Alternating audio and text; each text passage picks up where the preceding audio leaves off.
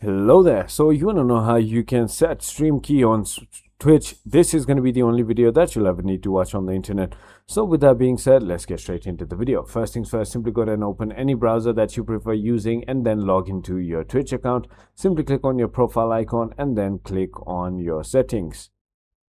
Once you've done that, all you need to do is simply go ahead and head into your creator dashboard.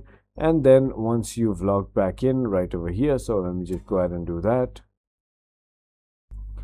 And as you can see, my Twitch is logging in. Now all you need to do in order to go ahead and set your stream key is by simply going ahead and heading to your settings and clicking on stream.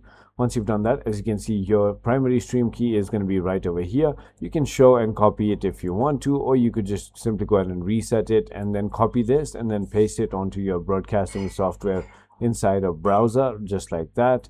And that is about it. I hope this video was helpful to you. If it was, hit that like button and I'll see you on the next one.